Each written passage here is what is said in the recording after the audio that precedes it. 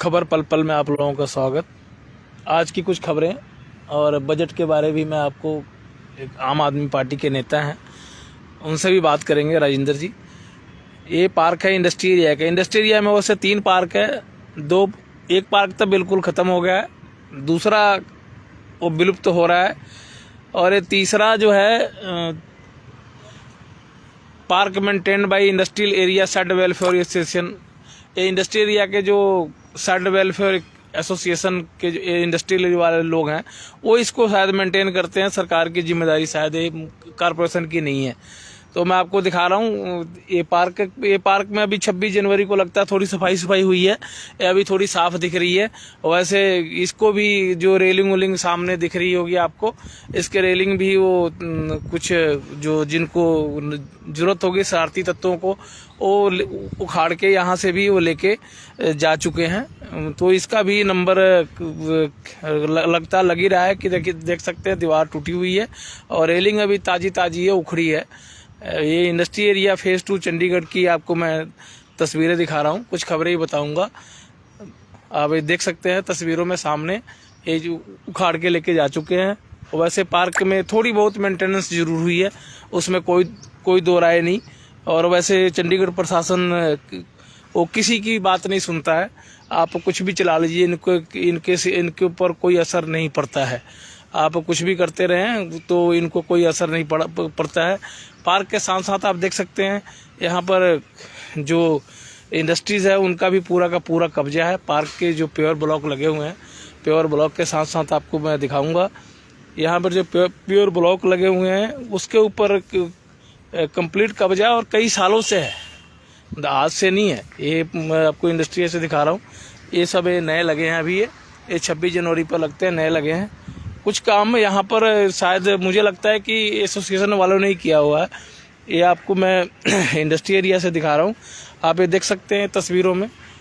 ये पार्क का किनारा है और पार्क के किनारे ये कंप्लीट कब्जा, मतलब कि यहाँ पर कोई वो नहीं है, किसी का डर नहीं है। स्टेट ऑफिस का तो बिल्कुल डर नहीं है। आप ये देख सकते हैं ये पार्क से कितनी दूरी पर, मतलब पार्क के सटे ये कंप्लीट कब्जे किए हुए हैं। ये इंडस्ट्री एरिया से मैं तस्वीरें दिखा रहा हूँ, ये देख सकते हैं तस्वीरों में नज़र आ रहा है आपको। ये मतलब कि पूरा का पूरा जो है ये कब्जा किया हुआ है, लेकिन स्टेट ऑफिस को बिल्कुल नज़र नहीं आता है। एक दिन मैं आया था तो स्टेट ऑफिस वाले यहाँ घूम रहे थे और घूमते वो यहाँ से लोगों से मांग रहे थे, जैसे भीख मांगते हैं कि थोड़ा सा सामान उठा के गाड़ी में रख लेते थे और आगे चलते रहते। लोग उनके पीछे सेटिंग के लिए घूम रहे थे। उसकी वीडियो भी मेरे पास है, बट मैं चलाई नहीं थी। मैं कहा चलो ये पार्क है, पार्क के बगल में जो बने हुए हैं आपको मैं दिखाया लोगों का कब्जा, और ये भी पार्क शायद मेंटेन हो रहा है।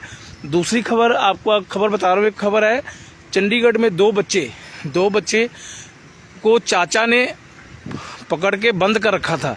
2 बच्चों को उसके चाचा ने ही पकड़ के घर में बंद कर रखा था। 48 घंटे में उसको एक बार रोटी देते थे। उनकी फादर जो है मानसिक रूप से ठीक नहीं है, तो उसकी मदर को भी बंद करके रखते हैं और बच्चों को खाना नहीं देते हैं। तो जो स्कूल प्रिंसिपल है जो अपना शायद मोतीराम के जो प्रिंसिपल को शिकायत देने पर बच्चों ने पूछा कि बहाने से उसकी माँ को भी बंद करके रखते थे। तो 26 सेक्टर में उनके ऊपर पर्चा दिया गया है। वो यादव जी हैं, उनके ऊपर 26 सेक्टर में कल पर्चा दिया गया। 2 बच्चियों को जबरदस्ती वो काम कराते थे, खाना नहीं देते थे। खाना 72 घंटे में, 48 घंटे में, 24 घंटे में खाना देते थे। तो ये चंडीगढ़ पुलिस ने कल 26 सेक्टर में स्कूल प्रिंसिपल की मदद से इन बच्चियों को मतलब कि एक चंगुल से छुड़ाया गया। वे बहुत बड़ा काम किया। प्रिंसिपल का भी बहुत धन्यवाद जिन्होंने ये ऐसा काम किया गरीब बच्चों को, जिसको 2 लड़कियां जिनकी फादर की मानसिक हालत खराब है, और उनको जो इन्होंने एक राहत दिलवाई है और प्रशासन को कह के अब चंडीगढ़ पुलिस का कोई बहुत बड़ा काम। 2 स्नैचर पकड़े गए जो फिरोजपुर से थे। 2 स्नैचर चंडीगढ़ पुलिस ने पकड़े जो नशे के लिए वो मोबाइल छीना था उन्होंने, और वो पंजाब से यहाँ पहले जीरकपुर में आया था। 2 एक लड़का एक लड़की है, और उसको चंडीगढ़ पुलिस ने अरेस्ट किया है। और 2-3 स्नैचिंग और हुई है। डिटेल कल स्नैचिंग की बरसातें चंडीगढ़ में शहर में ठीक ठाक है। मतलब कि एक विकास नगर में भी एक आदमी लखनऊ से आया था, उसकी वो मोबाइल छीन लिया। मतलब सारे मोबाइल ही छीने गए हैं। 24 सेक्टर के अंदर भी एक महिला का पर्स छीना गया। जीरकपुर में आम आदमी पार्टी में कांग्रेस के नेता लोगढ़ से थे, वो शामिल हो गए हैं। और अकाली दल के भी काफ़ी संख्या में लोग रंधावा साहब में ने शामिल कराए हैं। जीरकपुर की बता रहा हूँ। डेराबस्सी में जो ट्रांसपोर्टरों का जो बदमाशी है, जो यूनियन की बदमाशी वो लगातार चालू है। कल भी वहाँ पर मारपीट की गई है।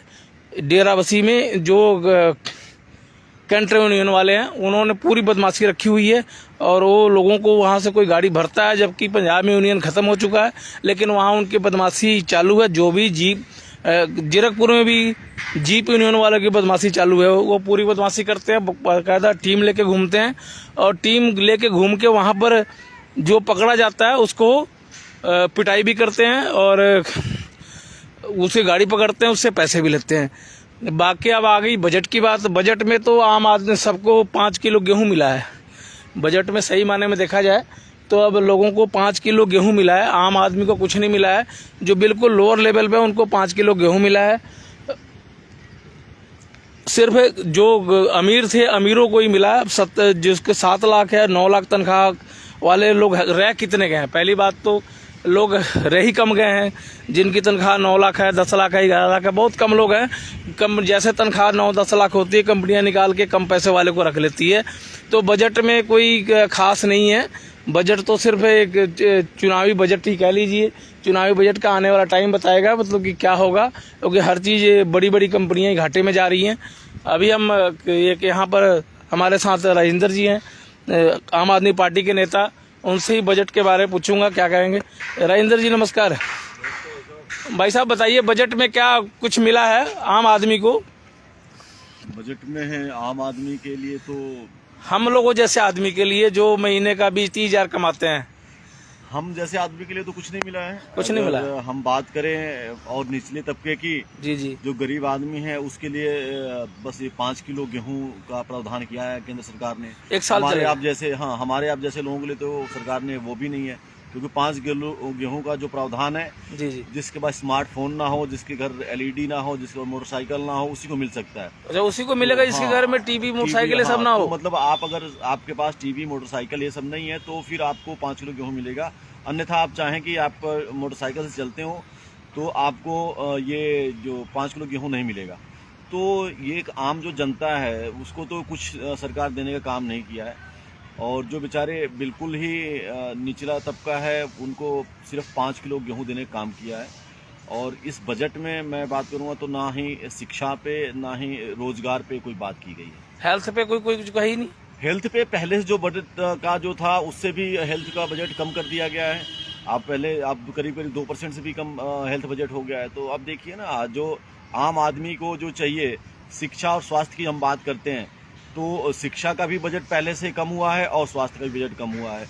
तो एक गरीब आदमी का जो मेजर जो खर्चा मैं बात करूँगा वो शिक्षा और स्वास्थ्य भी है आज के दिन में। और दोनों जगह सरकार ने यहाँ पे कटौती करने का काम किया है। तो ये तो आम जनता के साथ एक धोखा है। अच्छा राजेंद्र जी, एक चीज और अभी गौतम अडानी का चल रहा है कि ये क्या भागने वाला है, क्या कुछ लगता है भागेगा? कि देखिए, अडानी जी का जो है ये सरकार और कॉर्पोरेट की जो संबंध है, जी जिसका भुगतान देश की जनता को करना पड़ रहा है। आज जो काम सेबी को करना चाहिए था, जो यहाँ की CBI और ED को करना चाहिए था, वो एक अमेरिकन एजेंसी हिडनबर्ग ने किया। हाँ। तो ये देखिए ना, ये विपक्ष के नेताओं को सिर्फ परेशान करने के लिए मोदी जी तो ED को लगा देंगे, मनीष सिसोदिया पे लगा देंगे, केजरीवाल पे लगा देंगे, अब किसी पर लगा सकते हैं। हाँ, किसी पे लगा देंगे। हाँ। जो इनके विरोध में जाएगा, जो इनके साथ जाएगा उस पर कुछ नहीं होगा। जैसे मुकुल रॉय थे, वो चिट फंड में थे, उन पर कुछ नहीं हुआ। और जैसे जो भी इनके साथ जो पार्टी में आ जाता है उस पर तो कोई कार्रवाई नहीं होती है। और जो इनके विपक्ष में होता है, अगर वो कुछ भी न करे उस पर भी जबरदस्ती ED और इस सब चीजों का सरकारी एजेंसियों का दुरुपयोग किया जाता है। LIC भी अभी 18,000 करोड़ घाटे में गई है। देखिए, LIC ही एक ऐसी एजेंसी थी जिसको जब हमारी मंदी होती थी या सरकार कहीं दुविधा में फंसती थी तो वहां से फंड डाल के जी। जो इकोनॉमी को एक पंप किया जाता था, इकोनॉमी को वाइब्रेट मतलब दोबारा रिवाइव किया जाता था। जी, जी। लेकिन उस LIC को भी इन्होंने जिस तरह से प्राइवेटाइजेशन कर दिया है, उसको मतलब अपने हाथों से, सरकार के हाथों से निकल रही है, तो सरकार के पास और कोई संसाधन नहीं रहेंगे कि अर्थव्यवस्था को कैसे रिवाइव किया जाए। और आज देखिए ये सरकार और कॉर्पोरेट की इतनी मिलीभगत है कि जिस शेयर की वैल्यूएशन जो करनी चाहिए उससे कई गुना ज़्यादा वैल्यूएशन करके, और सरकार जो आम जनता के पैसे हैं LIC के या जो अदर बैंकों के जो पैसे हैं वो उन कॉर्पोरेट हाउसेस के दिए गए, जैसे अडानी जी को दिए गए। क्योंकि आपने देखा 2013 में जो अडानी जी घूम रहे थे, अडानी जी मैं बात करूँ मोदी जी जो अडानी का जहाज था, अडानी जी का जो प्राइवेट जो जेट था उससे घूमते थे, तो उसका जो इन्होंने जो घूम के 2013 में जो सत्ता पाई, तो पूरी तरह से अडानी के लिए ही इन्होंने काम किया है। और देश की जनता का पैसा और देश का जो गरीब जनता, आप देखोगे मैक्सिमम जो अधिक से अधिक लोग हैं सभी ने LIC में अपनी पॉलिसीज करा रखी होगी। 90% LIC और LIC में जो उन्होंने कराई है वो गरीब जनता ने कराई है। वो बेचारे, उनका बड़ा भरोसा होता है कि सरकारी कंपनी जी कहीं नहीं जाती, गरीब चाहे अमीर आदमी भी है, तो वो जो रिटर्न मिलना चाहिए था एक आदमी को, जो LIC पे हम सोचते हैं कि रिटर्न बेहतर मिलेगा, वो रिटर्न कहीं नहीं मिलता। पता लगता है कि वो उन्होंने वैसे लाख जमा किया और जाते जाते 20 सालों बाद 1,25,000 ही मिलेगा। तो ये कहीं ना कहीं उस गरीब जनता के साथ धोखा है, जो बेचारे कितनी अपनी उम्मीदों को मार के अपने परिवार के लिए, अपने बच्चों के लिए एक पैसा जोड़ता है कि एक बच्ची का हम विवाह में उसको यूज करेंगे, बच्चे की अच्छी शिक्षा में यूज करेंगे। लेकिन ये कहीं ना कहीं जनता के साथ इस सरकार ने बहुत ही बड़ा विश्वासघात किया, धोखा किया है और गरीब जनता को एक डुबोने का काम किया। राजेंद्र जी, एक चीज और आपके पार्टी के थोड़ा खिलाफ है। चलिए, आपने जैसे जो पंजाब में मोहल्ला क्लिनिक 500 बन गए हैं, और जो पुराने जो हॉस्पिटल है वो उसको मेंटेन नहीं किया जा रहा है। चलिए, आपके से बाहर है, वो तो पंजाब की बात है, जरा इस पर बोलेंगे। लोग का एतराज है कि भाई ये तो ठीक कराया नहीं, 500 मोहल्ला क्लिनिक बना दिया, इसमें पैसे लगा दिए, क्या इसमें क्या कहना चाहेंगे? थोड़ा सा आप इस पे। देखिए, जो आपने बात कही उसके बारे में मेरे को कोई विस्तृत जानकारी नहीं है, लेकिन अगर ऐसा है तो गवर्नमेंट काम करेगी, और हमारी तो प्राथमिकता है स्वास्थ्य और शिक्षा पे। जी। और अगर 500 मोहल्ला क्लिनिक भी बने हैं तो वहां पर भी लोगों को इलाज ही किया जाएगा, लोगों को सुविधाएं दी जाएंगी। और हमारी तो यही सोच है कि हर व्यक्ति को उसको नजदीक से नजदीक जो है इलाज की व्यवस्था की जाए। इसी को लेके हमारे मुख्यमंत्री साहब ने जो 500 मोहल्ला क्लिनिक की स्थापना की है, और आगे भी जो पहले से जो हमारे पास डिस्पेंसरीज हैं या हॉस्पिटल हैं उस पे को भी बेहतर बनाने का काम करेगी सरकार। और हमारी उम्मीद थी इस बजट में कि पंजाब को कुछ बेहतर और बजट दिया जाएगा, ताकि इस जो बुनियादी जो सुविधाएं हैं जो स्वास्थ्य और शिक्षा की, उस पर हम लोग बेहतर काम कर सकें। लेकिन इस बजट में जो सरकार ने राज्यों को कुछ देने काम नहीं किया है, सिर्फ अपने 2024 के लोक लुभावने जो बजट है उसको सिर्फ पेश किया है, लेकिन उसमें भी जो गरीब जनता के हक में कुछ नहीं गया। थैंक यू हमारे साथ जुड़ने के लिए। तो ये कुछ खबरें थी आज की। खबर पल पल से अजय सिंह, चंडीगढ़।